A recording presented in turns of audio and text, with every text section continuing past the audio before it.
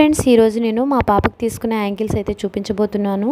ఇవి జిఆర్టీ జ్యువెలర్స్లో అయితే తీసుకున్నామండి. ఎప్పుడు కూడా సిల్వర్ ఐటమ్స్ మనకి ఇలా కలర్ పేపర్లో అయితే చుట్టి ఇస్తారు. వీటితో పాటు మనకి పర్సులో అయితే పెట్టించేవారు. ఇప్పుడైతే పర్సు అదేమీ ఇవ్వటం లేదండి. వీటిని కూడా ఒక అట్ట కవర్లో అయితే పెట్టేసి ఇచ్చారు. నేను చాలా ప్లెయిన్గా ఉండేవి, సింపుల్గా ఉండే యాంకిల్స్ అయితే తీసుకున్నాను. మనం పిల్లలకైతే ఎక్కువగా అన్ని సైడ్లు గజ్జలు ఉండేవి ట్రై చేస్తాం కదా. ఎప్పుడు అలాంటివి తీసుకుంటూ ఉంటుంటే వాళ్ళు ఆడుకుంటున్నప్పుడు ఆ మువ్వలు అనేది పోయి ఎక్కడొకక్కడ మిస్ అయిపోతూ ఉన్నాయి. ఈసారి ఇలా ప్లెయిన్గా ట్రై చేద్దామని తీసుకున్నానండి. 3 సైడ్లు అయితే మువ్వలు ఇచ్చారు. ఒక్కొక్క దాంట్లో 5 మువ్వలు అయితే ఇచ్చారు.